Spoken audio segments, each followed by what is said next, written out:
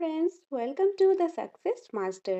আমি সুস্মিতা। আমি তোমাদের জন্য জিওগ্রাফি থেকে খুবই ইম্পর্ট্যান্ট একটা ক্লাস নিয়ে এসেছি। তো জিওগ্রাফির মধ্যে একটা চ্যাপ্টার রয়েছে জিওমরফিক প্রসেস। সেই চ্যাপ্টারের মধ্যে আমরা কিছু অভ্যন্তরীণ বল এবং বল আমরা দেখে থাকি। অভ্যন্তরীণ বলের মধ্যে রয়েছে ভাঁজ ও চ্যুতি, তারপর রয়েছে ল্যান্ডফর্ম অর্থাৎ ভূমিরূপ, আর্থকুইক অ্যান্ড ভলক্যানিক। এই চারটা পার্ট হলো অভ্যন্তরীণ বলের, যেগুলি ক্লাস অলরেডি আমরা দেখে নিয়েছি। তারপর আমরা স্টার্ট করেছি বাহ্যিক বল। বাহ্যিক বলের মধ্যে রয়েছে work of river, work of glacier, work of wind and work of waves. তো আমরা work of river and glacier already দেখে নিয়েছি। আজকে ক্লাসে আমরা ডিসকাস করব ওয়ার্ক অফ উইন্ড থেকে, অর্থাৎ বায়ু প্রবাহের কার্য থেকে আজকে ক্লাসে আমরা দেখে নেব। প্রথমে আমরা কনসেপ্টটা দেখে নেব, কনসেপ্টের শেষে আমরা কোশ্চেন আনসারও প্র্যাকটিস করে নেব। আর একটা ক্লাস বাকি থাকবে এই চ্যাপ্টার, সেটা হলো ওয়ার্ক অফ ওয়েভস, সমুদ্র তরঙ্গের কার্য। সেটা করলে জিওমরফিক চ্যাপ্টারটা কমপ্লিট হয়ে যাবে। তো আজকে ক্লাসে আমরা ওয়ার্ক অফ উইন্ড থেকে ডিসকাস করব, কনসেপ্ট উইথ কোশ্চেন আনসার। খুবই ইম্পর্টেন্ট ক্লাস। তোমরা এই চ্যাপ্টারটা খুবই ইম্পর্টেন্ট, কারণ প্রতি বছরে এই চ্যাপ্টার থেকে কিন্তু 2 থেকে 3 নাম্বার আসে, তাহলে খুবই ইম্পর্টেন্ট চ্যাপ্টার। একটা পার্টও কিন্তু মিস দেওয়ার মতো না। তো তোমরা স্কিপ না করে লাস্ট পর্যন্ত ক্লাসটা দেখতে থাকো। তাছাড়া তোমাদের যদি কোনো কনফিউশন থাকে, তোমরা এই নম্বরে যোগাযোগ করতে পারো। আদারওয়াইজ তোমরা যদি নোটসের প্রয়োজন হয়, ক্লাসেসের প্রয়োজন, মক টেস্টের প্রয়োজন, যেটাই তোমাদের প্রয়োজন টেট রিলেটেড, সেটার জন্য তোমরা এই নম্বরে যোগাযোগ করতে পারো। এখন তাহলে দেরি না করে আজকের ক্লাসটা আমি শুরু করছি জিওগ্রাফি থেকে ওয়ার্ক অফ উইন্ড। সো প্রথমে আমরা দেখে নেব ওয়ার্ক অফ উইন্ড, অর্থাৎ যে বায়ু প্রবাহ। বায়ুর প্রবাহে যে মেইনলি 3টা প্রক্রিয়ায় কাজ সম্পাদন করে থাকে। তো বায়ুর কার্য, বায়ু সাধারণত 3টি প্রক্রিয়ায় কাজ সম্পাদন করে। তো বায়ু কয়টি প্রক্রিয়ায় কাজ সম্পাদন করে? 3টি প্রক্রিয়ায় কাজ সম্পাদন করে। সেই কাজগুলি কি কি? ক্ষয় কার্য, বহন কার্য, সঞ্চয় কার্য। যা প্রথম ক্ষয় করছে, তারপর বহন হচ্ছে, মানে এক জায়গা থেকে আরেক জায়গায় যাচ্ছে, তারপর আরেক জায়গাতে গিয়ে এগুলি জমা হচ্ছে, জমা হয় সঞ্চয় হচ্ছে, ওইটাই হলো সঞ্চয় কার্য। Work of river, glacier, wind, তারপর ওয়েভ, সবগুলির মধ্যে একটা জিনিস কমন কি রয়েছে, যে 3 ভাবে কার্য হয়ে থাকে: ক্ষয় কার্য, বহন কার্য, সঞ্চয় কার্য। ওকে, তো এই 3টা আমরা এখন স্পেসিফিকভাবে দেখে নেব। তবে এটা শুরু করার আগে বলে দিই, ক্ষয় কার্য এবং সঞ্চয় কার্যের ফলেই কিন্তু ভূমিরূপ গঠিত হয়, বহন কার্যের ফলে কোনো ভূমিরূপ গঠিত হয় না। বহন কার্য সঞ্চয় কার্যের ফলে হতে পারে, কিন্তু শুধু বহন কার্যের ফলে কোনো ভূমিরূপ গঠিত হয় না। তো প্রথমেই আমরা দেখব ক্ষয় কার্যের প্রক্রিয়াগুলি, দেখব ক্ষয় কার্যের ভূমিরূপগুলি দেখব, তারপর আমরা সঞ্চয় কার্যের ভূমিরূপগুলি দেখে থাকবো।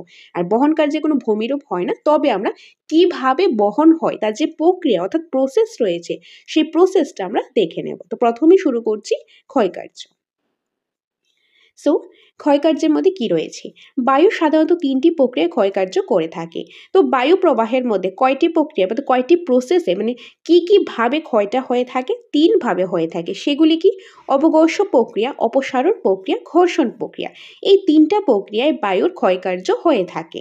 এখন অবঘর্ষ প্রক্রিয়া কি, অপসারণ প্রক্রিয়া কি বা ঘর্ষণ প্রক্রিয়া কি, এগুলি আমাদের স্পেসিফিকভাবে জানতে লাগবে। প্রথমে আমরা জেনে নেব অবঘর্ষ প্রক্রিয়া। ওকে, তো অবঘর্ষ প্রক্রিয়াটা কি?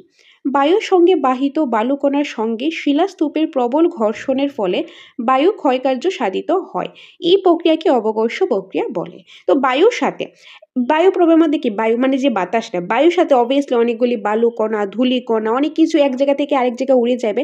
এখন ধরো কতগুলি বালি রয়েছে, এগুলি কি হবে, এক জায়গা থেকে উড়ে আরেক জায়গায় যাবে। তো এক জায়গা থেকে আরেক জায়গায় যে উড়ে যাবে, ধরো এখানে শিলা রয়েছে, এখন বালুটা কি হলো, বাতাসের সাথে উড়ে গিয়ে এই শিলার মধ্যে লাগলো। এখন কন্টিনিউয়াসলি বাতাসের সাথে বালি, ধূলিকণা এগুলি গিয়ে শিলার সাথে লাগলে কি হবে, শিলাটা ক্ষয় হতে থাকবে, কারণ এটা কি ঘর্ষণ হবে, বালি আর শিলাটা কি ঘর্ষণ হবে। ঘর্ষণ হওয়ার ফলে কি হবে, এই যে বায়ু যেখানে বালিগুলি রয়েছে বা শিলাটা রয়েছে, এটা কি হবে, ক্ষয় হতে থাকবে। তো ওইটাই হলো অবঘর্ষ ক্ষয়, যেটা ঘর্ষণের ফলে হয়ে থাকে। এই প্রক্রিয়াটাকে বলা হয় কি, অবঘর্ষ ক্ষয়।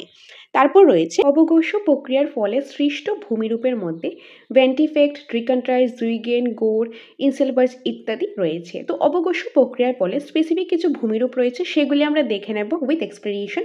এগুলি আমরা নেক্সট স্লাইডে দেখে নেব। আগে আমরা বাকি যে প্রক্রিয়াগুলি রয়েছে সেগুলি দেখে নিই। তো নেক্সট রয়েছে অপসারণ। প্রথমেই আমরা অবঘর্ষ প্রক্রিয়াটা দেখলাম, এখন আমরা দেখব অপসারণ প্রক্রিয়া। অপসারণ প্রক্রিয়াটা কি? বায়ু এক জায়গা থেকে এক জায়গায়, এটা অন্য জায়গায় হবে, অন্য জায়গায় সূক্ষ্ম বালুকণা বয়ে নিয়ে যায়, একে বলা হয় অপসারণ। তো বেসিক্যালি কি হয়, বায়ুটা যখন এক জায়গা থেকে আরেক জায়গায় যায়, মানে বাতাসটা কি হয় এক জায়গা থেকে আরেক জায়গায় যায়, এখন বাতাস যখন যায় বাতাসের সাথে কিন্তু অনেক ছোট ছোট বালুকণা এগুলিও কিন্তু উড়ে এক জায়গা থেকে আরেক জায়গায় যাবে। ওই যে ধরো এখানে অনেকগুলি বালিকণা রয়েছে, এখন বাতাসের সাথে উড়ে এটা এক জায়গা থেকে অন্য জায়গায় গেল, এই যে এক জায়গা থেকে অন্য জায়গায় গেল ওইটাকে বলা হয় অপসারণ, ওইটাকে বলা হয় কি অপসারণ প্রক্রিয়া। নেক্সট রয়েছে ঘর্ষণ প্রক্রিয়া। ঘর্ষণের ফলে শিলাখণ্ডগুলি চূর্ণ বিচূর্ণ হয়ে যায় ও সূক্ষ্ম বালুকণায় পরিণত হয়। মরু অঞ্চলে ক্ষয়কার্যের শেষ পর্যায়ে আমরা বালুকাময় মরুভূমিতে দেখতে পাই। আরেকটা প্রক্রিয়া হলো ঘর্ষণ। ঘর্ষণের ফলেও এই যে ঘর্ষণ হচ্ছে, ধরো কতগুলি শিলা রয়েছে, এখন বালির সাথে কতগুলি যে বালিকণা, বাতাসের সাথে বালিকণাগুলি উড়ে এক জায়গা থেকে আরেক জায়গায় গেল, শিলাখণ্ডের সাথে গিয়ে এগুলি ঘর্ষণ হলো। ঘর্ষণ হওয়ার ফলে কি হলো, এটা আস্তে আস্তে ঘর্ষণ হতে হতে একটা সময় চূর্ণ বিচূর্ণ হয়ে গেল, একদম ছোট টুকরা টুকরা পরিণত হলো। তারপর এই যে ছোট ছোট টুকরা পরিণত হলো এগুলি বাতাসের সাথে আবার এক জায়গা থেকে আবার আরেক জায়গায় গেল, তো ওই যে প্রক্রিয়াটা ওইটাকে বলা হয় ঘর্ষণ প্রক্রিয়া। তো আমরা ক্ষয়কার্যের মধ্যে কি কি দেখেছি, তিনটা প্রক্রিয়া রয়েছে, অবঘর্ষ প্রক্রিয়া, অপসারণ প্রক্রিয়া, ঘর্ষণ প্রক্রিয়া। অবঘর্ষ প্রক্রিয়াটা কি, যখন বায়ুর সাথে বাতাসটা যখন এক জায়গা থেকে আরেক জায়গায় যাবে তখন কি হবে, বাতাসের সাথে অনেক বালু কণা যাবে।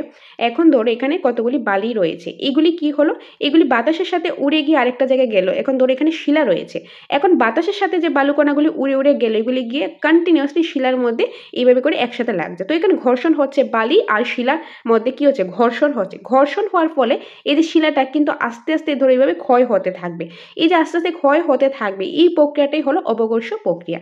আর এই অবঘর্ষ প্রক্রিয়ার ফলে কিছু ভূমিরূপ গঠিত হয়, সেগুলি আমরা দেখে নেব। আর অপসারণ প্রক্রিয়াটা কি, অপসারণ প্রক্রিয়া হলো, এখন ধরো বাতাসটা এক জায়গা থেকে আরেক জায়গায় গেলে বালিটাও যাবে, এখন বালি এখানে রয়েছে, এখন কি হলো, বাতাসের সাথে বালিগুলি উড়ে এক জায়গা থেকে আরেক জায়গায় গেল।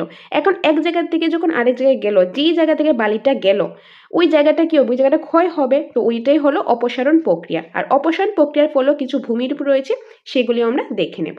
আর আরেকটা হলো ঘর্ষণ প্রক্রিয়া। ঘর্ষণ প্রক্রিয়াকে তো বেসিক্যালি বলতে পারো অবঘর্ষ আর অপসারণ মিলেই কিন্তু ঘর্ষণ প্রক্রিয়া হচ্ছে, তো এটাই হলো ঘর্ষণ প্রক্রিয়া। তো আশা করি এই জিনিসটা বুঝতে পেরেছো। তো ক্ষয়কার্য মধ্যে তিনটা প্রক্রিয়া মানে তিনটা প্রসেস রয়েছে, যে তিনভাবে ক্ষয়কার্য হয়, অবঘর্ষ প্রক্রিয়া, অপসারণ প্রক্রিয়া, ঘর্ষণ প্রক্রিয়া। এখন ক্ষয়কার্যে কিছু ভূমিরূপ রয়েছে সেগুলি দেখে নেব। অবঘর্ষের ফলে কিছু ভূমিরূপ সৃষ্টি হয় এবং অপসারণের ফলেও কিছু ভূমিরূপ সৃষ্টি হয়। এখন এই ভূমিরূপগুলি আমরা এক এক করে দেখে নেব।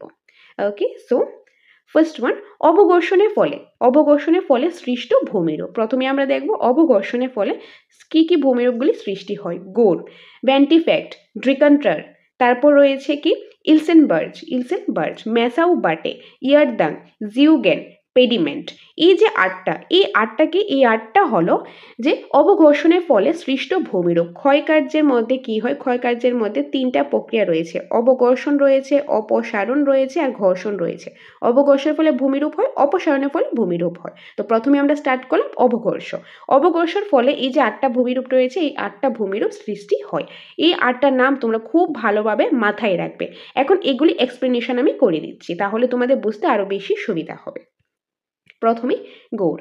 এই যে গৌড়, মরু অঞ্চলে অসমানভাবে ক্ষয়প্রাপ্ত ডিবির মতো অনেক শিলাস্তূপ দেখা যায়, যার উপরে ও নিচের অংশ চৌড়া এবং মধ্যভাগ সংকীর্ণ হয়, একে গৌড় বলে। গৌড় কি, ধরো প্রথমত মরু অঞ্চল, এটা কোনখানে থাকবে, মরু অঞ্চল অনেক অসমান, মানে ধরো কিছু ছোট কিছু বড় সমান থাকে না, অসমানভাবে অনেকগুলি ধরো শিলা রয়েছে এরকম ডিবির আকারে, ধরো এরকম ডিবির আকারে কি রয়েছে, শিলা রয়েছে, এরকম অনেক উঁচু উঁচু শিলাস্তূপ দেখা যায়। এই শিলাস্তূপগুলি যখন বাতাসের সাথে কি বালুগুলি এসে, ধরো এখানে বাতাসের সাথে এখানে বালু রয়েছে, বালুগুলি এসে শিলাতে লাগছে, এই শিলাতে যখন লাগছে এগুলো কি হবে, কন্টিনিউয়াসলি বছরের পর বছর অনেক বছরের কন্টিনিউয়াসলি এই যে বাতাসের সাথে বালি আস্তে আস্তে কি হবে, শিলাটা আস্তে আস্তে ক্ষয় হতে থাকবে। তো এদিকেও বাতাস লাগলো বা এদিক দিয়েও বাতাস লাগলো, তো শিলাটা দিয়ে ক্ষয় হতে থাকবে। ক্ষয় হতে হতে যে ভূমিরূপটা সৃষ্টি হয় ওইটাই হলো গৌড়। আর এই গৌড়টা অনেকটা কিরকম হয়, অনেকটা এই যে এরকম মাশরুমের মতন অনেকটা হয়। কারণ কি হবে, ধরো শিলাটা আগে এরকম ছিল, এখন এদিক থেকেও বাতাস আসছে, এদিক থেকেও বাতাস আসছে, বাতাসের সাথে অনেকগুলি বালু কণা আসছে, এগুলো আস্তে আস্তে এখানে এসে জমা হচ্ছে, এখানে এসে ক্ষয় হচ্ছে, এখানে এসে লাগছে, তো ঘর্ষণ হচ্ছে, মানে অবঘর্ষ হচ্ছে। ঘর্ষণ হওয়ার কারণে এই দিক দিয়েও ক্ষয় হচ্ছে, এদিক দিয়েও ক্ষয় হচ্ছে। ক্ষয় হওয়ার ফলে এটা কিরকম বাকি রয়েছে, এই নিচে জায়গাটা এরকম চিকন হয়ে রয়েছে, উপর জায়গাটা এরকম একটু চ্যাপ্টা টাইপের হয়ে রয়েছে, মানে অনেকটা মাশরুমের মতো। আমরা ব্যাঙের ছাতা দেখেছি ছোট থেকে, অনেক এরকম অনেকটা ব্যাঙের ছাতার মতন হয়েছে। তো ব্যাঙের ছাতার মতন মরু অঞ্চল অনেক সময় দেখবে যে এরকম ব্যাঙের ছাতার মতন অনেক শিলাস্তূপ দাঁড়িয়ে আছে, ওইটা কিন্তু বলা হয় গৌড়। কি বলা হয়? গৌড় বলা হয়। তো এখানে লেখা রয়েছে দেখো, গৌড় শিলাস্তূপকে দেখতে ব্যাঙের ছাতার মতো। গৌড় ভূপৃষ্ঠ থেকে 1 মিটার উঁচুতে অবস্থান করে, মানে ভূপৃষ্ঠ, ধরো এটা ভূপৃষ্ঠ, ভূপৃষ্ঠ থেকে প্রায় এক মিটার উঁচুতে অবস্থান করে এই গৌড়।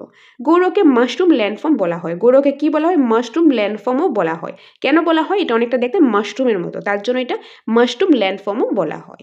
সাহারা ও ইরান মরুভূমিতে অসংখ্য গৌড় দেখা যায়। যে সাহারা মরুভূমি রয়েছে বা ইরান মরুভূমি রয়েছে, এই মরুভূমিতে অসংখ্য গৌড় দেখতে পাওয়া যায়। ওকে, তো এখান থেকে তোমরা মনে রাখবে গৌড়টা কি? গৌড়টা হলো যে বায়ু প্রবাহের ক্ষয়কার্যের ফলে হয়। বায়ু প্রবাহের কোন ক্ষয়কার্য? অবঘর্ষ ক্ষয়কার্যের ফলে একটা ভূমিরূপ গঠিত হয়, সেই ভূমিরূপটার নাম হলো গৌড়। গৌড়টা দেখতে অনেকটা ব্যাঙের ছাতার মতো, তার জন্য এটাকে মাশরুম ল্যান্ডফর্ম বলা হয়। এটা ভূপৃষ্ঠ থেকে এক মিটার উঁচুতে অবস্থান করে। আর সাহারা মরুভূমি, ইরান মরুভূমিতেও গৌড়টা দেখা যায়। ওকে, এখন এটা আমরা একটা পিকচারের সাহায্য দেখিনি, তাহলে জিনিসটা ভালোভাবে বুঝতে পারবে। ধরো আগে এরকম একটা শিলা ছিল, এখন কি হলো, বছরের পর বছর বাতাস আস্তে আস্তে এদিক দিয়েও বাতাস আসলো, এদিক দিয়েও বাতাস আসলো, বাতাসের সাথে অবভিয়াসলি বালু ধূলিকণা এগুলিও আসবে। তো এগুলি যখন উড়ে উড়ে আসলো, তখন কি হলো, এই জায়গাতে বছর পর বছর লাগতে লাগতে লাগতে লাগতে ক্ষয় হতো। ক্ষয় হতে হতে দেখো এই জায়গাটা এরকম হয়ে গেছে। এই জায়গাটা এরকম, মানে এই জায়গাতে কিন্তু আগে শিলা ছিল, কিন্তু ক্ষয় হয়ে গেছে। ক্ষয় হওয়ার পর এটা কিরকম, এরকম অনেকটা মাশরুমের মতন, একটা ব্যাঙের ছাতার আকারে এটা অবশিষ্ট রয়েছে, বাকি রয়েছে। তো ওইটাকে বলা হয় গৌড়। কি বলা হয়? গৌড় বলা হয়। অনেকটা কিসের মতন দেখতে? ব্যাঙের ছাতার মতন দেখতে, তার জন্য এটাকে মাশরুম ল্যান্ডফর্মও বলা হয়। আর এটা দেখো ভূপৃষ্ঠ থেকে প্রায় 1 মিটার উঁচুতে অবস্থান করে। তো এটাই হলো গৌড়। তো আশা করি এটা ভালোভাবে বুঝতে পেরেছো গৌড়টা দেখতে কীরকম, বা গৌড় যে নামটা, বা এটাকে আর অন্য কী নামেও বলা হয়। নেক্সট আমরা দেখে নেব ভেন্টিফেক্ট। এখন আরেকটা ভূমিরূপ কি? আরেকটা ভূমিরূপের নাম হলো ভেন্টিফেক্ট, আর এটাও হয় অবঘর্ষের ফলে। এখন যতগুলো আমরা পড়ছি সবগুলি কিন্তু অবঘর্ষের ফলে হয়। অবঘর্ষটা শেষ হলে তারপর আমরা অপসারণে যাব। এনিওয়ে, ভেন্টিফেক্টটা কি দেখো, বায়ু অবঘর্ষের ফলে প্রস্তরখণ্ডের সম্মুখভাগ চৌড়া ও মসৃণ এবং চকচকে হয়, একে ভেন্টিফেক্ট বলা হয়। বেসিক্যালি ভেন্টিফেক্ট কি, ধরো এটা একটা শিলা, এটা একটা শিলা, এখন কন্টিনিউয়াসলি কি হচ্ছে, বছর পর বছর বাতাস হচ্ছে, বাতাসের সাথে এটা কি হচ্ছে, ধূলি বালিকণা এগুলি আসছে, এগুলি এসে এই জায়গাতে লাগছে, এই জায়গাতে লাগার পরে কি হচ্ছে, এটা আস্তে আস্তে এরকমভাবে ক্ষয় হতে থাকছে। তো একটা সাইড ক্ষয় হয়, মানে ধরো আগে ধরো শিলাটা যদি এরকম ছিল, এটা ক্ষয় হওয়ার পর এরকম অনেকটা এরকম হয়ে গেছে, এই কারণে এই জায়গাটা ক্ষয় হয়ে গেছে। তো ওইটাকে বলা হয় কি? ভেন্টিফেক্ট। ওইটাকে বলা হয় ভেন্টিফেক্ট। আর এই যে ভেন্টিফেক্ট রয়েছে, এগুলি দক্ষিণ আমেরিকার কালাহারি মরুভূমিতে প্রচুর ভেন্টিফেক্ট দেখতে পাওয়া যায়। তো ভেন্টিফেক্ট দেখতে পাওয়া যায় কোথায়? দক্ষিণ আমেরিকার কালাহারি মরুভূমিতে প্রচুর পরিমাণে ভেন্টিফেক্ট দেখতে পাওয়া যায়। নেক্সট রয়েছে ড্রেকান্টার। ড্রেকান্টার কি? যেসব মরু অঞ্চলে বিভিন্ন দিক থেকে বায়ু প্রবাহিত হয়, সেখানে শিলার বিভিন্ন দিক ক্ষয় পেয়ে মসৃণ হয়। বিভিন্ন দিক মসৃণ এরূপ শিলাকে ড্রেকান্টার বলা হয়। এখন ধরো কি হলো, ধরো এরকম একটা শিলা রয়েছে, শিলাটা কি হচ্ছে, এখন এদিকেও বাতাস আসছে, এদিকেও বাতাস আসছে, বাতাসটা এরকম না যে শুধু একদিকেই যায়, বিভিন্ন দিক থেকে বাতাস আসছে, এখন বিভিন্ন দিক থেকে বাতাস আসে, এদিক থেকে বাতাস আসছে, সব দিকেই বাতাসের সাথে অবভিয়াসলি মরু অঞ্চলে, যেহেতু মরু অঞ্চলে তো বালি তো থাকবেই, তো বালি ধূলিকণা এগুলো বালির সাথে সাথে বাতাসের সাথে সাথে উড়ে আসবে। উড়ে আসার ফলে এখানে লাগবে, এখানে লাগাতে বছর পর বছর লাগবে, লাগার পর এখানে ক্ষয় হবে, এইভাবে ক্ষয় হতে থাকবে, এদিকেও ক্ষয় হতে থাকবে, এদিকেও ক্ষয় হতে থাকবে, মানে 3-4 দিকে ক্ষয় হতে থাকবে। ক্ষয় হওয়ার ফলে ধরো আগে যদি এরকম ছিল, ক্ষয় হওয়ার ফলে ধরো অনেকটা এই যে এরকম হয়ে গেছে, এরকম অনেকটা এরকম হয়ে গেছে, তখনই এটাকে বলা হয় ড্রেকান্টার। তখন এটা কি বলা হয়? ড্রেকান্টার। নেক্সট রয়েছে ইলসেনবার্গ। এখন ইলসেনবার্গ কি? এটাও কিন্তু ক্ষয়কার্যের ফলে হয়, আর অবঘর্ষ ক্ষয়ের ফলে হয়ে থাকে। অনেক সময় মরু অঞ্চলের স্থানে স্থানে কঠিন শিলায় গঠিত উচ্চ টিলার আকারে বিক্ষিপ্তভাবে দাঁড়িয়ে থাকে। এইসব গোলাকৃতির মসৃণ অনুচ্চ টিলাগুলিকে ইলসেনবার্গ বলা হয়। ইলসেনবার্গ কি? দেখবে মরু অঞ্চলে কি হয়, অনেকগুলি কতগুলি বালি জমা হতে হতে এরকম ধরো এরকম জমা হতে থাকে। এগুলি কি হয়, যখন বাতাস আসবে, ধরো বাতাস আসলো, তো ধরো বালিগুলিকে আস্তে আস্তে নিচের দিকে নেমে আসবে, মানে ক্ষয় হতে থাকবে, ক্ষয় হতে হতে দেখবে এই উপজায়গাটা অনেকটা এরকম গোল হয়ে যায়। এই যে গোল হয়ে যায়, ওইটাকে বলা হয় ইলসেনবার্গ। এই যে এরকম ইলসেনবার্গ। তো কতগুলি যদি বালির স্তূপ মরু অঞ্চলে থাকে, এগুলি কিন্তু বাতাসের সাথে আস্তে আস্তে দেখুন নিচের দিকে বেয়ে বেয়ে পড়তে থাকবে বাতাসের কারণে, তখন এই জায়গাটা অনেকটা মসৃণ হয়ে যায়, এরকম গোল হয়ে যায়, গোলাকৃতির হয়ে যায়। ওই যে গোলাকৃতির হয়ে যায়, মসৃণ হয়ে যায়, ওই টিলাটাকে বলা হয় ইলসেনবার্গ। কি বলা হয়? ইলসেনবার্গ। ইলসেনবার্গ গ্রানাইট ও নিজ শিলা দ্বারা গঠিত। ইলসেনবার্গ কি গ্রানাইট ও নিজ শিলা দ্বারা গঠিত। এখন গ্রানাইট শিলা কি নিজ শিলা কি এটা কিন্তু আমরা শিলার যে চ্যাপ্টারটা ছিল সেটা তো আমরা এক্সপ্লেন করেছি যে কোনটা আগ্নেয় শিলা, কোনটা পাললিক শিলা, কোনটা রূপান্তরিত শিলা। ওই ক্লাসটা দেখলে তোমরা এই জিনিসটা বুঝতে পারবে। সাহারা কালাহারি মরুভূমিতে অসংখ্য ইলসেনবার্গ দেখা যায়। এই যে সাহারা মরুভূমিতে বা কালাহারি মরুভূমিতে এরকম অনেক প্রকার ইলসেনবার্গ দেখা যায়। এই এক্সাম্পলগুলি ভালোভাবে মাথায় রাখবেন, নামটা এক্সাম্পলটা মাস্ট মনে রাখবে, আর এই যে সংজ্ঞাগুলি বা এক্সপ্লেনেশন রয়েছে এগুলো তোমরা মাথায় রাখার চেষ্টা করবে। নেক্সট 5 নম্বর রয়েছে মেসা ও বাটে। মেসা ও বাটে কি? মেসা শব্দের অর্থ হলো টেবিল। মেসা শব্দের অর্থ কি? টেবিল। মরুভূমিতে কোনো মালভূমি অঞ্চলে দীর্ঘক্ষয়ের ফলে বিচ্ছিন্ন হয়ে টেবিলের মতো সমতল আকৃতি যুক্ত হয়, এদের মেসা বলে। এখন এই যে আমরা পড়েছিলাম ল্যান্ডফর্ম অর্থাৎ ভূমিরূপের ক্লাসের মধ্যে কি কি ছিল? পর্বত ছিল, পর্বত, তারপর হলো মালভূমি, তারপর আসলে সমভূমি। তো এই যে মালভূমি ছিল, মালভূমিটা কি? অবভিয়াসলি সমভূমি থেকে মালভূমির উচ্চতাটা অনেকটা বেশি থাকবে। ধরো এরকম অনেক বেশি একটা উচ্চতায় রয়েছে, মালভূমি রয়েছে। এখন বাতাস কন্টিনিউয়াসলি বাতাস আসছে, বিভিন্ন দিক থেকে বাতাস আসছে, বাতাসের বালিকণা আসবে, তো এগুলো এসে কি ক্ষয় হতে থাকবে। তো এরকম দীর্ঘ অনেক বেশি ক্ষয় হতে হতে হতে হতে একটা সময় এটা এরকম সমতল মানে টেবিলের মতন, সমতল টেবিলের মতন হয়। তো ওই যে সমতল টেবিলের মতন হয় ওইটাকে বলা হয় মেসা। এখন এটা যখন আরও বেশি ক্ষয়প্রাপ্ত হতে হতে হতে হতে একটা সময় এরকম ছোট ছোট হয়ে যায়, তখন এটাকে বলা হয় বাটে। তখন এটা কি বলা হয়? বাটে। যখন টেবিল আকারে হয় তখন মেসা, আর এটা যখন আরও বেশি ছোট হতে থাকে, আরও বেশি ক্ষয়প্রাপ্ত হয়ে ছোট হতে থাকে, তখন এটাকে বলা হয় বাটে। ফ্রান্সে এই ধরনের ভূমিরূপ দেখা যায়। ফ্রান্সে এই ধরনের ভূমিরূপ মানে মেসা ও বাটের মতন ভূমিরূপ দেখা যায়। তারপর রয়েছে জিওগ্যান। অনেক সময় মরু অঞ্চলে ঘর্ষণের অংশ চৌড়া ও চ্যাপ্টা এবং নিচের অংশ সরু হয়ে এক ধরনের ভূমিরূপে সৃষ্টি করে, একে জিওগ্যান বলে। জিওগ্যানটা কি? অনেক সময় মরু অঞ্চলে প্রচণ্ড ঘর্ষণ হচ্ছে, ঘর্ষণ হওয়ার ফলে ধরো একটা শিলা রয়েছে, ওকে, একটা শিলা রয়েছে। এখন কি হচ্ছে? ধরো এই দিক থেকে বাতাস আসছে বা এই দিক থেকে বাতাস আসছে, বিভিন্ন দিক থেকে বা এই দিক থেকে বাতাস আসছে, বাতাসের সাথে বালুকণাও আসবে। তো বালুকণা আসলে এগুলো কি হবে? ঘর্ষণ, ধরো এই দিকে ঘর্ষণ হচ্ছে, ঘর্ষণ হওয়ার কারণে এদিকে ধরো ঘর্ষণ হচ্ছে, তো ক্ষয় হচ্ছে, তো অনেকটা চোরা বা চ্যাপ্টার মতন হয়ে যায়। তার নিচের যে জায়গাটা অনেকটা চোরা বা চ্যাপ্টার মতন হয়ে যায়। ওই যে নিচের চোরা বা চ্যাপ্টার মতন হয়ে যায় ওই জায়গাটাকেই বলা হয় জিওগ্যান। ধরো শিলাটা এরকম ছিল, তো নিচে পড়ে এই জায়গাটা এইভাবে ক্ষয় হয়ে গেল, তো নিচে এরকম যে চোরা ও চ্যাপ্টার যে জায়গাটা ওইটাকে বলা হয় জিওগ্যান। এটা অনেকটা গোড়ের মতো, বাট এক্সাক্ট গোড় না, বাট অনেকটা কাইন্ড অফ এরকমই। তো এটাই হলো জিওগ্যান। তারপর রয়েছে ইয়ারদাং। ইয়ারদাং কি? অনেক সময় মরু অঞ্চলে কঠিন ও কোমল শিলা লম্বালম্বিভাবে অবস্থান করলে অবঘর্ষের ফলে কোমল শিলা দ্রুত ক্ষয় পায়, ফলে কঠিন শিলাগুলি পরস্পর থেকে বিচ্ছিন্ন হয়ে টিলার আকারে দাঁড়িয়ে থাকে, একে বলা হয় ইয়ারদাং। ইয়ারদাং কি? অনেক সময় কি হয় মরু অঞ্চলে কঠিন শিলাও থাকে আবার কোমল শিলাও থাকে। ধরো একটা কঠিন শিলা একটা কোমল শিলা, দুটোটাই কি হচ্ছে? দুটোটাই এরকম লম্বালম্বিভাবে দাঁড়িয়ে আছে। এখন যখন অবঘর্ষ হবে, অবঘর্ষ কোনটা? ধরো বাতাসটা কি হবে? এক জায়গা থেকে আরেক জায়গায় যাবে, তখন বাতাসের সাথে বালিও যাবে, বালিগুলি গিয়ে শিলাতে লাগছে, শিলাতে লাগার কারণে শিলাটা ক্ষয় হবে। ওইটাই হলো মানে ঘর্ষণ হচ্ছে, ঘর্ষণ হওয়ার কারণে ক্ষয় হচ্ছে, তো এটা হলো অবঘর্ষ ক্ষয়। এখন লম্বালম্বিভাবে কঠিন শিলাও আছে, কোমল শিলা আছে, কঠিন শিলাতেও কিন্তু ক্ষয় হচ্ছে, কোমল শিলাতেও ক্ষয় হচ্ছে, কিন্তু কোমল শিলাটা কিন্তু বেশি পরিমাণে মানে খুব তাড়াতাড়ি ক্ষয় হচ্ছে, কারণ কঠিন শিলাটা ক্ষয় হতে একটু সময় লাগবে, কিন্তু কোমল শিলাটা তাড়াতাড়ি ক্ষয় হয়ে যাবে। এই যে কঠিন শিলাটা কম মানে কোমল শিলা কম সময় লাগে আর কঠিন শিলাতে বেশি সময় লাগে। তো ওইটা যে কঠিন শিলাটা যেহেতু ক্ষয় হতে বেশি সময় লাগে, ওইটা টিলার আকার, একটা টিলার আকারে দাঁড়িয়ে থাকে, ওই যে টিলার আকারে দাঁড়িয়ে থাকে কঠিন শিলাটা, সেটাকে বলা হয় ইয়ারদাং।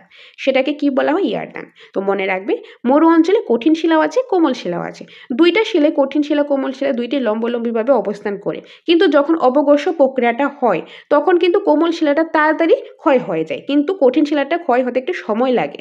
তো ওই যে কঠিন শিলাটা ক্ষয় হতে সময় লাগে, এটা অনেকটা টিলার আকারে দাঁড়িয়ে থাকে, ওই যে টিলার আকারে দাঁড়িয়ে থাকে এটাকেই বলা হয় ইয়ারদাং। নেক্সট রয়েছে পেডিমেন্ট। পেডিমেন্ট কি?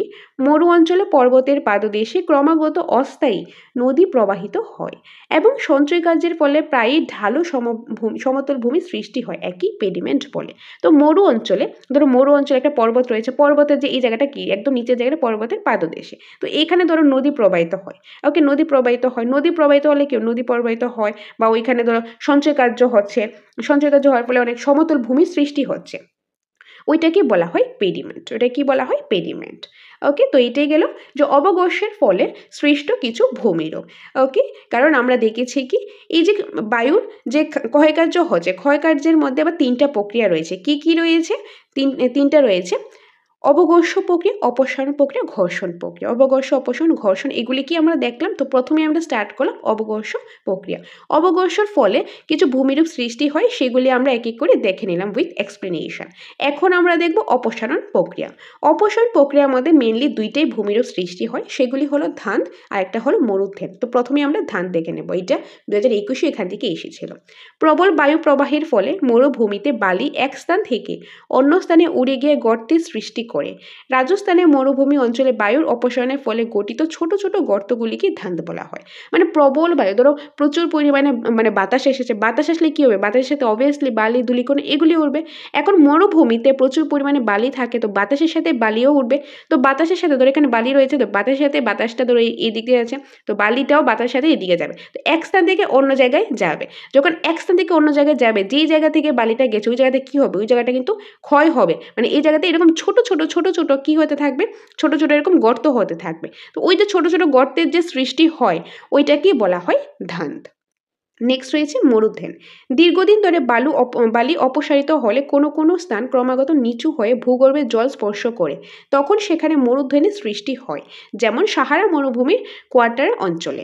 মানে এখন ধরো এই যে আগেরটা ধান পড়েছিলাম, ছোট ছোট গর্ত হচ্ছে, এই ছোট ছোট গর্তগুলি যখন আরও বেশি ক্ষয় হতে হতে হতে হতে একটা সময় কী হলো, একদম ভূগর্ভের নিচে চলে গেছে, এখানে গিয়ে জলে স্পর্শ করেছে, তখন ওই গর্তটাকে বলা হয়, বড় যে গর্তটা হচ্ছে সেটাকে বলা হয় মরুদ্ধেন। আর সাহারা মরুভূমিতে এরকম যে কোয়াটারা অঞ্চলে মরুদ্যান দেখা যায়, এটাই হলো অপসারণ। তো আগে আমরা দেখলাম অবঘর্ষর ফলে সৃষ্ট ভূমিরূপ 8টা দেখলাম, আর অপসারণের ফলে দুইটাই ভূমিরূপ, ধান ও মরুদ্যান, দুইটার নামই মনে রাখবে। ওকে, তো ধান কিভাবে হয় বা মরুদ্যান কিভাবে হয় সেটাও আমরা এক্সপ্লেনেশনে দেখে নিয়েছি। তো আশা করি তোমরা ভালোভাবে জিনিসটা বুঝতে পেরেছো। তো এইটাই গেল ক্ষয়কার্য। ক্ষয়কার্যের মধ্যে 3টা প্রক্রিয়া, অবঘর্ষ, অপসারণ আর একটা ঘর্ষণ। এখন 3টা কি সেটা দেখলাম। আর অবঘর্ষ অপসারণের ফলে কিছু ভূমিরূপ সৃষ্টি হয়, সেটা আমরা দেখে নিয়েছি। আর ঘর্ষণটা কি, ঘর্ষণটা হলো অবঘর্ষ আর অপসারণের মিক্সই হলো ঘর্ষণ। তো ঘর্ষণের স্পেসিফিকভাবে আলাদাভাবে কোনো ভূমিরূপ আমাদেরকে দেখতে লাগবে না। ওকে, তো এটা গেল ক্ষয়কার্য। এখন আমরা কি দেখব, এখন দেখব বহন কার্য। বহন কার্যের মধ্যে শুধু বহন কার্যে স্পেসিফিকভাবে কোনো ভূমিরূপ হয় না, কিন্তু কিভাবে বহন হচ্ছে অর্থাৎ কিভাবে ট্রান্সপোর্ট হচ্ছে, এক জায়গা থেকে আরেক জায়গায় যাচ্ছে, সেই প্রক্রিয়াগুলি আমাদেরকে দেখতে লাগবে।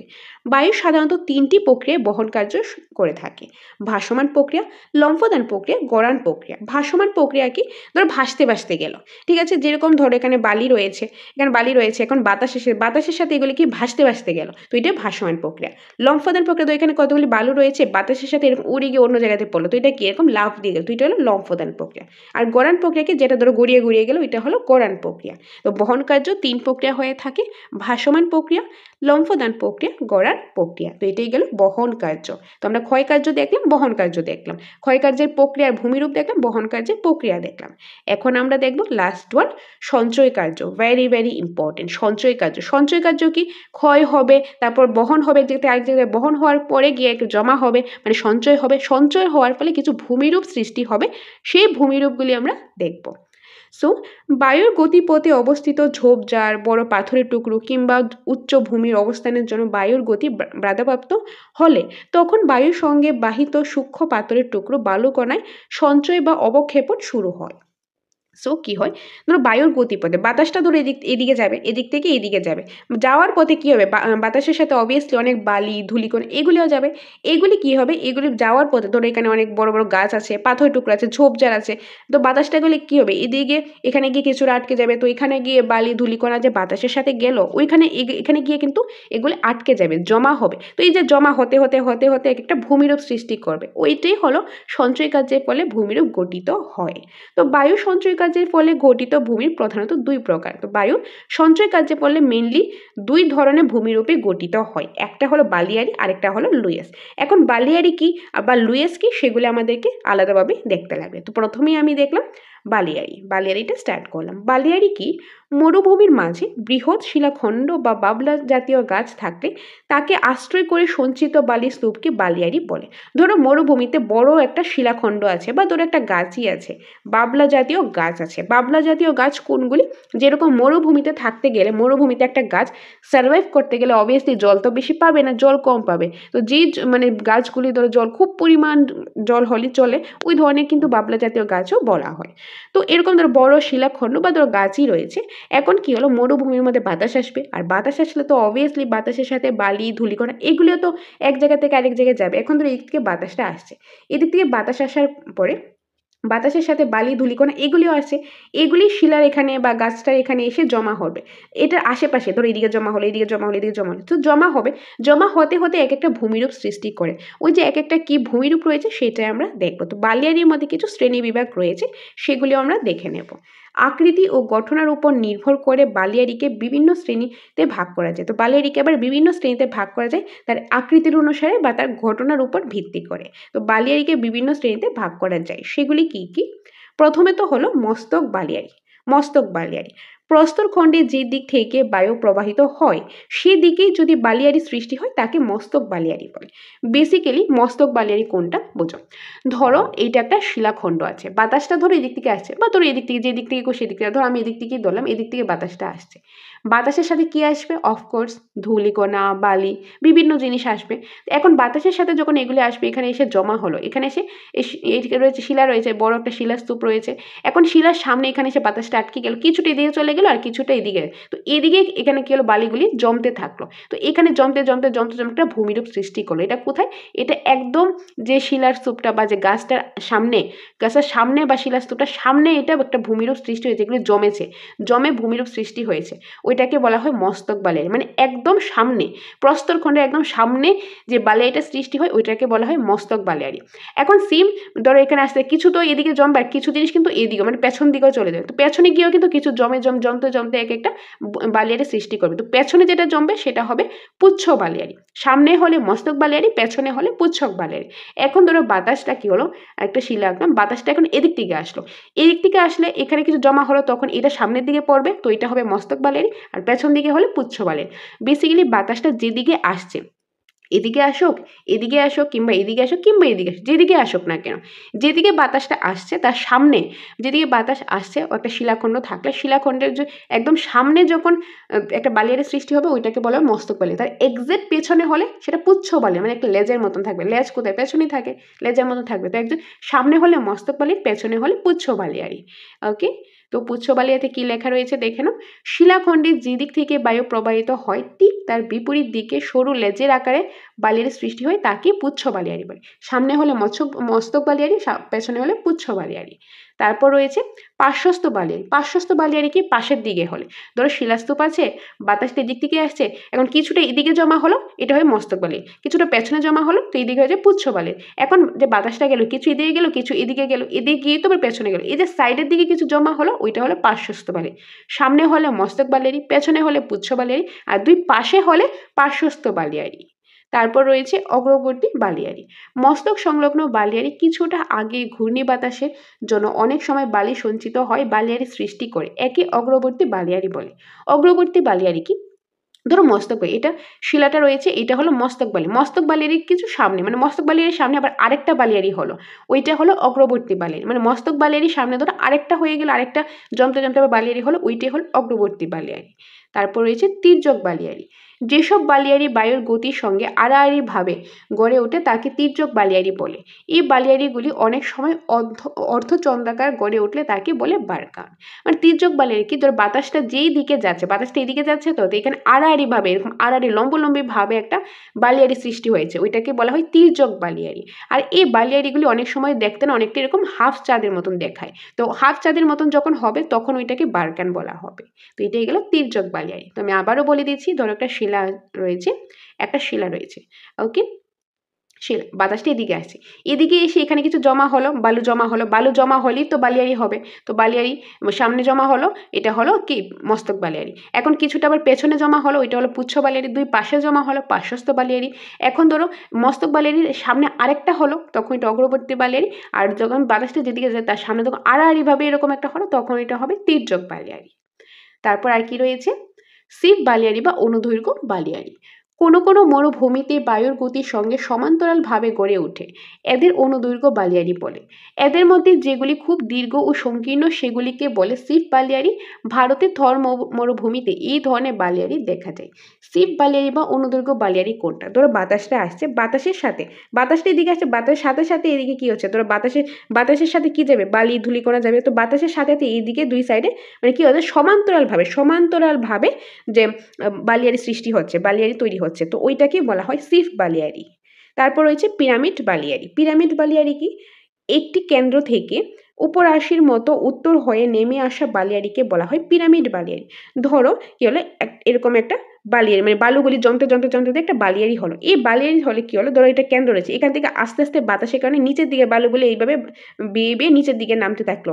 একটা সময় দেখা গেল আগে যেটা এরকম ছিল, একটা অনেকটা ট্রায়াঙ্গেল শেপ, একটা পিরামিডের মতন হয়েছে, তো ওইটাকে বলা হয় পিরামিড বালিয়াড়ি। ওকে, সো আশা করি তোমরা বুঝতে পেরেছো। এখন বালিয়াড়ির মধ্যে আমরা কি কি দেখলাম? সঞ্চয় কার্যের ফলে দুইটা হয়ে থাকে, বালিয়াড়ি আর লুইস। তো প্রথমে স্টার্ট করলাম বালিয়াড়ি।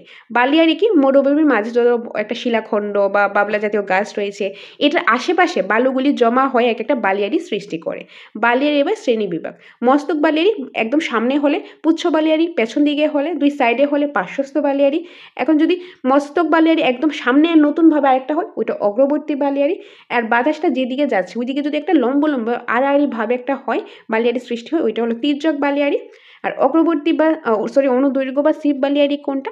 মানে বাতাসটা যেদিকে যাচ্ছে বাতাসের সাথে সাথে বালুগুলি যাবে, বালুগুলি কি হচ্ছে সময় সমান্তরালভাবে এগুলি এক একটা বালিয়াড়ি সৃষ্টি হয়ে যাচ্ছে, ওইটাকে বলা হয় সিপ বা অনুদৈর্ঘ্য বালিয়াড়ি। আর পিরামিড বালিয়াড়ি যখন একটা পিরামিড শেপের বালিয়াড়ি হবে, ওইটাকে বলা হয় পিরামিড বালিয়াড়ি। তো এগুলো আমরা বালিয়াড়ি শ্রেণী দেখে নিলাম। এখন আমরা দেখবো সেকেন্ড ওয়ান, লুইস। লুইস সঞ্চয় কার্যের ফলে আরেকটা ভূমিরূপ গঠিত হয়, সেটা হলো লুইস। লুইস কি? হিমবাহ গঠিত বহির্বিধৌত সমভূমি ও মরুভূমির অতি সূক্ষ্ম বালুকণা যখন বায়ু প্রবাহ দ্বারা প্রবাহিত হয়ে অনেক দূরে অস্তরীভূতভাবে সঞ্চিত হয়ে সেই ধরনের ভূমিভাগকে বলা হয় লুইস। সাধারণত বায়ুর গতিবেগ হ্রাস পেলে কিংবা জলীয় বাষ্পের সঙ্গে বায়ুর বাহিত বালু বাধাপ্রাপ্ত হলে লুইসের সঞ্চয় শুরু হয়। চীনের হুয়াংহু, এই জায়গাটা খুব মনে রাখবে, চীনের হুয়াংহু অববাহিকায় পৃথিবীর বৃহত্তম লুইস সমভূমি দেখা যায়। রাইন অববাহিকার সমভূমিকে বলা হয় লিমন, আর মিসিসিপি অববাহিকার অ্যাডোর বলা হয়। বেসিক্যালি লুইসটা কি? প্রথমত লুইস কথার অর্থ তোমরা লিখে রাখবে। লুইস কথার অর্থ হলো সূক্ষ্ম বালুকণা, মানে ছোট ছোট বালুকণা রয়েছে এগুলি। এখন কি হয়, ছোট ছোট বালুকণা যে রয়েছে বাতাসের সাথে এক জায়গা থেকে আরেক জায়গায় যায়। এখন এক জায়গা থেকে যখন আরেক জায়গায় যাবে, ধরো এখানে গিয়ে কি হবে, বালুগুলি এগুলি জমতে থাকবে, এগুলি সঞ্চয় হতে থাকবে। সঞ্চয় হয়ে যে ভূমির উপরে গঠিত হয়, ওইটাই হলো লুইস। এটাকে লুইস ভূমিরূপ বলা হয়। আর এই যে লুইস ভূমিরূপ কোথায় কোথায় দেখা যায়, এক্সাম্পল রয়েছে, ধরো চীনের হুয়াংহো নদীর অববাহিকায় পৃথিবীর বৃহত্তম লুইস সমভূমি দেখা যায়। তো পৃথিবীর বৃহত্তম লুইস সমভূমি কোনটা? এই যে চীনের হুয়াংহো নদীর অববাহিকার মধ্যে যে লুইস সমভূমি রয়েছে, সেটা হলো পৃথিবীর বৃহত্তম লুইস সমভূমি। তাছাড়া আরো কিছু রয়েছে। রাইন অববাহিকার সমভূমিকে বলা হয় কি? লিমন বলা হয়। মিসিসিপি নদীর অববাহিকার যে লুইস সমভূমি রয়েছে, সেটার নাম হলো অ্যাডোর। কি? অ্যাডোর। এই নামগুলি মনে রাখবে। ওকে, তো তোমরা কি কি মনে রাখবে? বালিয়াড়ি শ্রেণী বিভাগগুলি কি, এগুলি এক্সপ্লেনেশনগুলি আর এক্সাম্পলগুলি মাথায় রাখার চেষ্টা করবে। তো এটাই গেল সঞ্চয় কার্যের ফলে সৃষ্ট ভূমিরূপ। তো আমরা কি কি দেখলাম? আমরা দেখলাম বায়ুর ক্ষয়কার্য, বহন কার্য, সঞ্চয় কার্য, এগুলো আমরা স্পেসিফিকভাবে দেখে নিয়েছি। এখন আমরা আরো ইম্পর্টেন্ট এক্সট্রা কিছু জিনিস দেখে নেব। বায়ু ও জল দ্বারা মিলিত কার্যের ফলে ঘটিত ভূমিরূপ, এটা একটু এক্সট্রা বাট ইম্পর্টেন্ট, এটা মাথায় রাখবে। মানে বায়ু যে বাতাস আর যে জল দ্বারা রয়েছে, এটা মিলিত হয়েও কিন্তু কিছু ভূমিরূপ গঠিত হয়, সেটা দেখে নেব। নাম কি? পেডিমেন্ট কি? কোথায় মরু অঞ্চলে বড় বড় প্রস্তরখণ্ড ক্ষয়ের ফলে নুড়ি, বালি, কাঁকর ইত্যাদি জল দ্বারা বাহিত হয়ে প্রস্তরময় মরুভূমি সৃষ্টি করে, একই পেডিমেন্ট বলে। মানে মরু অঞ্চলে অনেক বড় বড় প্রস্তরখণ্ড রয়েছে, এগুলি কি হচ্ছে, এগুলি আস্তে আস্তে ক্ষয় হতে থাকে। ক্ষয় হয়ে নুড়ি, বালি, কাঁকর ইত্যাদি এগুলো আবার জলের সাথে এক জায়গা থেকে আরেক জায়গায় যায়, আরেক জায়গায় গিয়ে নতুনভাবে ভূমিরূপ সৃষ্টি করে, ওইটাকে বলা হয় পেডিমেন্ট। তারপর বাজাদা। এই অঞ্চলে পর্বতের পাদদেশে নুড়ি, বালি, কাঁকর, পলি ইত্যাদি দ্বারা যে সমভূমি গঠিত হয়, তাকে বাজাদা বলে। মানে পর্বতের পাদদেশে, ধরো পর্বতের পাদদেশে এই জায়গাটা, পাদদেশে অনেক নুড়ি, বালি, কাঁকর এগুলি রয়েছে। এগুলি কি হয়, এগুলি একসাথে জমা হতে সমভূমিতে যায়, সমভূমিতে গিয়ে একসাথে জমা হতে থাকে, জমা হয়ে যে নতুন ভূমিরূপ গঠিত করে, সেটাই হলো বাজাদা। তারপর রয়েছে প্লায়া ও ওয়াদি। প্লায়া কি? বৃষ্টির জল নিচু অংশে জমে যে হ্রদের সৃষ্টি হয় তাকে প্লায়া বলে। মানে বৃষ্টির জলটা নিচু অংশে এসে জমতে থাকে। ধরো একটা জায়গা কি, এটা একটু উঁচু জায়গা, এটা একটু নিচু জায়গা। এখন বৃষ্টি হলো, বৃষ্টির জলটা ধরো এদিকে পড়লো, এদিকে জমলো, বা এইখানে যে বৃষ্টিটা হলো এটা জলটা নামতে নামতে কি এখানে জমা হয়। তো নিচু জায়গাটার মধ্যে এগুলি জমতে থাকে, জমে হ্রদের সৃষ্টি করে, ওইটাকেই বলা হয় প্লায়া। তারপর ওয়াদি, মরু অঞ্চলে প্রস্তরখণ্ডের গা দিয়ে যে জল ধারা প্রবাহিত হয় তা শুষ্ক খাতগুলিকে স্থানীয় ভাষায় ওয়াদি বলে। মানে মরু অঞ্চলে যে প্রস্তরখণ্ডের গা দিয়ে অনেক জল ধারা প্রবাহিত হয়, আর এগুলি কি শুষ্ক, সেই যে শুষ্ক খাতগুলি রয়েছে সেগুলিকে ওইখানকার স্থানীয় ভাষা বা লোকাল ভাষায় এগুলিকে ওয়াদি বলা হয়। ওকে, তো এগুলি ভালোভাবে জিনিসটা মাথায় রাখবেন। তো এটাই গেল যে কনসেপ্টটা। তো আমরা আজকে কি কি দেখলাম একটা রিকেপ দিয়ে দিচ্ছি, তারপর আমরা কোশ্চেন আনসারে মুভ করব।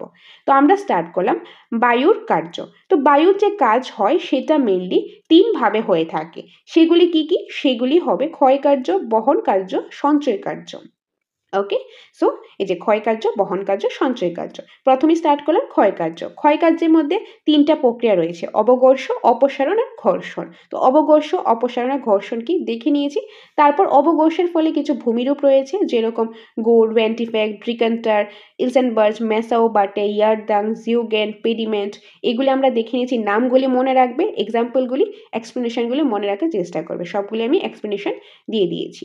তারপর আমরা দেখলাম, এগুলি দেখলাম কি অবঘর্ষ। তারপর দেখলাম আমরা অপসারণ। অপসারণের ফলে সৃষ্ট ভূমিরূপ দুইটাই রয়েছে, ধান আর একটা মরুধ্যান। তো আমরা অবঘর্ষ আর অপসারণ দেখে নিয়েছি। ঘর্ষণের ফলে স্পেসিফিক ভূমিরূপ হয় না। নেক্সট রয়েছে কি বহন কার্য। বহন কার্যের ফলে স্পেসিফিকভাবে কোনো ভূমিরূপ হয় না, কিন্তু প্রক্রিয়াগুলি জানতে লাগে। প্রক্রিয়াগুলি হলো ভাসমান, লম্ফদান আর গড়ান প্রক্রিয়া। তারপর শুরু হয়েছে সঞ্চয় কার্য। সঞ্চয় কার্যের ফলে মেইনলি দুইটাই ভূমিরূপ হয়, বালিয়ারি আর লুইস। প্রথমে স্টার্ট করলাম বালিয়ারি। বালিয়ারির মধ্যে কিছু শ্রেণীবিভাগ রয়েছে, যেরকম মস্তক, পুচ্ছ বালিয়ারি, পার্শ্বস্থ বালিয়ারি, অগ্রবর্তী, তির্যক, তারপর শিব বালিয়ারি বা অনুদৈর্ঘ্য বালিয়ারি আর পিরামিড বালিয়ারি। নেক্সট দেখলাম লুইস। তারপর আমরা বায়ু আর জল ধারার মিলিত কার্যের ফলে কিছু ভূমিরূপ হয়, সেগুলি দেখে নিলাম, পেডিমেন্ট, বাজাদা, প্লায়া ও ওয়াদি। এটাই গেল বায়ুর কার্যের কনসেপ্ট ক্লাসটা। এখন আমরা কিছু কোশ্চেন আনসার প্র্যাকটিস করে নেব, খুবই ইম্পর্টেন্ট ক্লাস। তোমাদের কিরকম লাগছে অবশ্যই জানাবে। আর তোমাদের যদি নোটসের প্রয়োজন হয়, মক টেস্টের প্রয়োজন হয়, ক্লাসেসের প্রয়োজন হয়, যেটাই প্রয়োজন হয় টেট রিলেটেড, সেটার জন্য তোমরা আমাদের সাথে যোগাযোগ করতে পারো স্ক্রিনে দেওয়া নম্বরে। ওকে, তো অনেক সময় তোমার ক্লাস দেখতে দেখতে এগুলি লেখাই শেষ হয় না, কত আর লিখবে, বেশি টাইমও তো নেই। তখন সেটার জন্য কিন্তু একটা আমাদের কাছে হার্ড কপি কোয়ালিটিফুল নোটসের প্রয়োজন হয়। তো তোমাদের যদি সেই নোটসটা প্রয়োজন হয়, বা সেই নোটের সাথে মক টেস্ট বা আলাদাভাবে কোনো মক টেস্ট, বা অর্থাৎ টেট রিলেটেড যেটাই প্রয়োজন, ক্লাস, মক টেস্ট, নোটস যেটাই প্রয়োজন, সেটার জন্য তোমরা আমাদের সাথে যোগাযোগ করতে পারো স্ক্রিনে দেওয়া নম্বরে। এই নম্বরে যোগাযোগ করে তোমরা ডিটেলসটা জেনে নিতে পারো। এনিওয়ে, এখন আমরা কোশ্চেন আনসারগুলি ডিসকাস করি। সিপ বালিয়ারি দেখতে কিসের মতো? তরবারির মতো। সিপ বালিয়ারি দেখতে অনেকটা তরবারির মতো। লুয়েস দেখা যায় গভীর মরুভূমিতে। লুয়েস কোথায় দেখা যায়? গভীর মরুভূমিতে। বায়ুর কার্য প্রধানত কোন অঞ্চলে দেখা যায়? বায়ুর কার্য মেইনলি মরুভূমি অঞ্চলেই দেখা যায়। বায়ুর ক্ষয়কার্য কয়টি বিষয়ের উপর নির্ভর করে? তিনটি বিষয়ের উপর নির্ভর করে। বায়ুর কার্য তিনটি বিষয়ের উপর নির্ভর করে, কি কি? অবঘর্ষণ, অপসারণ আর ঘর্ষণ। বায়ুর ক্ষয়কার্য কোন বিষয়ের উপর নির্ভর করে? ওকে, তো এই জিনিসটাও রয়েছে। দেখো, বায়ু ক্ষয়কার্যটা কিছু বিষয়ের উপর নির্ভর করে, কিছু প্রক্রিয়া তো রয়েছে। এখন প্রক্রিয়াগুলি যে রয়েছে, এইগুলি কিন্তু আবার কিছু স্পেসিফিক বিষয় রয়েছে, মানে ওই বিষয়গুলির উপর ডিপেন্ড করে যে অবঘর্ষ হবে, অপসারণ হবে না ঘর্ষণ হবে। সেগুলি কি? বালির পরিমাণ, বালির কীরকম পরিমাণ রয়েছে, বালুকণা আকৃতি, ছোট বালুকণাগুলি ছোট নাকি বড়, সেটার উপর ডিপেন্ড করে। প্লাস বায়ুর গতি বেগের উপর, মানে বাতাসটা কতটুকু স্পিডে যাচ্ছে সেটার উপরও কিন্তু ডিপেন্ড করে। এখন ধরো বায়ুর স্পিডটা, যে বাতাসের স্পিডটা খুব কম বা বালির পরিমাণটা খুব কম রয়েছে, তাহলে কি ভূমিরূপটাও খুব ছোট হবে, কম হবে, বা নাও হতে পারে। বা ধরো এখন খুব বেশি, বায়ুর স্পিডটা খুব বেশি রয়েছে, তাহলে সঞ্চয় কার্যটা বেশি হতে পারে। তো এগুলির উপরও কিন্তু ডিপেন্ড করে। ওকে, তিনটা যেরকম প্রক্রিয়া রয়েছে, আবার তিনটা বিষয়ও রয়েছে। বিষয়গুলি হলো বালির পরিমাণ, বালুকণা আকৃতি, বায়ুর গতিবেগ। তারপর রয়েছে বায়ু কয়ভাবে ক্ষয়কার্য সাধন করে? তিনভাবে ক্ষয়কার্য সাধন করে। কি কি? অপসারণ, অবঘর্ষ আর ঘর্ষণ প্রক্রিয়ার মাধ্যমে বায়ু ক্ষয়কার্য সাধিত হয়, অপসারণ, অবঘর্ষ ও ঘর্ষণ প্রক্রিয়ার মাধ্যমে। মরু অঞ্চলে ব্যাঙে ছাতার মতো ভূমিরূপকে কি বলা হয়? গৌর বলা হয়। চলমান বালিয়াড়িকে কি বলা হয়? ধ্রিয়ান। খুব ইম্পর্টেন্ট, এটা মনে রাখবে, এটা মুখস্থ করে নেবে। চলমান বালিয়াড়িকে কি বলা হয়? ধ্রিয়ান বলা হয়। যে বালিয়াড়ি কিছু চলমান রয়েছে সেগুলিকে ধ্রিয়ান বলা হয়। 10 নম্বরে রয়েছে পৃথিবীর উচ্চতম বালিয়াড়িগুলি কোথায় লক্ষ্য করা যায়? আলজেরিয়ায়। পৃথিবীর উচ্চতম বালিয়াড়ি আলজেরিয়ায় লক্ষ্য করা যায়। মরু অঞ্চলে বায়ু সঞ্চয়কার্যের ফলে সৃষ্ট আকৃতি ভালো করে শিখে কি বলা হয়? সেটা হবে বালিয়াড়ি। ওকে, তো মরু অঞ্চলে বায়ু সঞ্চয় কার্যের ফলে কিছু ভূমিরূপ সৃষ্টি হয়, সেটাকে বলা হয় কি? বালিয়াড়ি বলা হয়। অর্ধচন্দ্রাকার বালিয়াড়িকে বলা হয় বারকান। পৃথিবী কোন মহাদেশে মরুভূমি নেই? ইউরোপ যে মহাদেশ রয়েছে সেটাতে কোনো রকম মরুভূমি নেই। মরুভূমিতে টেবিল সাদৃশ্য ভূমিরূপকে বলা হয় মেসা, মানে টেবিলের মতন দেখতে যে ভূমিরূপ সেটাকে বলা হয় মেসা। ইলসেনবার্গ দেখা যায় কোথায়? মরুভূমিতে। বারকান দেখতে পাওয়া যায় সাহারা মালভূমিতে। বারকান কোথায় দেখতে পাওয়া যায়? মরুভূমিতে। কোন মরুভূমিতে? সাহারা মরুভূমিতে। সিপ একটি আরবি শব্দ, তার অর্থ কি? সোজা তরবারি। সিপ হলো একটি আরবি শব্দ আর এটার অর্থ হলো সোজা তরবারি। শুষ্ক নদী খাতকে বলে ওয়াদি। শুষ্ক নদী খাতকে কি বলা হয়? ওয়াদি বলা হয়। বিশ্ব উষ্ণাকরণ কোন মরুভূমিতে গ্রাস করেছে? সাহারা। লুইয়ের সমভূমি সৃষ্টি হয়েছে হুয়াংহো নদীর উপত্যকায়। মেসা শব্দটির অর্থ হলো টেবিল। বিশ্বের বৃহত্তম মরুভূমির নাম সাহারা মরুভূমি। রাজস্থান মরুভূমি চলমান বালিয়াড়িকে কি বলে? ধ্রিয়ান। মানে রাজস্থান মরুভূমির মধ্যে একটা চলমান বালিয়াড়ি রয়েছে, আর চলমান বালিয়াড়িকে কি বলা হয়? ধ্রিয়ান বলা হয়। বিশ্বের শুষ্কতম মরুভূমি হলো আটাকামা। বিশ্বের শুষ্কতম মরুভূমির নাম আটাকামা। বায়ুর গতিপথে সমান্তরাল যে সকল বালিয়াড়ি গঠিত হয় তাদের কি বলে? অনুদৈর্ঘ্য বালিয়াড়ি বলে। ইলসেনবার্গ কোথায় বেশি লক্ষ্য করা যায়? আফ্রিকার কালাহারি মরুভূমিতে ইলসেনবার্গ বেশি লক্ষ্য করা যায়। মরু অঞ্চলে শুষ্ক নদীকাতকে কি বলা হয়? ওয়াদি বলা হয়। মরু অঞ্চলে শুষ্ক নদীকাতকে কি বলা হয়? ওয়াদি বলা হয়। ওকে, সো এই ছিল আজকে ক্লাসের important concept with question answer আমরা দেখে নিয়েছি। খুবই ইম্পর্টেন্ট ক্লাস, আশা করি তোমাদের কাছে ভালো লেগেছে, তোমাদের কাছে ক্লাসটা হেল্পফুল লেগেছে। তো এরকম করে তোমরা সবগুলিরই ক্লাস পেয়ে যাবে, সেটার জন্য চোখ রাখো তোমরা দ্য সাকসেস মাস্টারে। তাছাড়া তোমাদের যদি নোটসের প্রয়োজন হয়, টেট 1, টেট 2 কিংবা এসটিজিটি, যেটারই তোমাদের প্রয়োজন, সায়েন্স, আর্টস, বেঙ্গলি, ককবরক, যেটাই তোমাদের প্রয়োজন সেটার জন্য তোমরা আমাদের সাথে যোগাযোগ করতে পারো স্ক্রিনে দেওয়া নম্বরে। তাছাড়া আমাদের এখানে online mock test, offline mock test, online class, offline class সবগুলোই কিন্তু অ্যাভেলেবেল রয়েছে। সেটার জন্য তোমরা শীঘ্রই আমাদের সাথে যোগাযোগ করতে পারো স্ক্রিনে দেওয়া নম্বরে। এটাই তোমাদের সাথে শেয়ার করার ছিল। দেখা হবে তোমাদের সাথে পরবর্তী একটা ক্লাসে। Thanks for watching.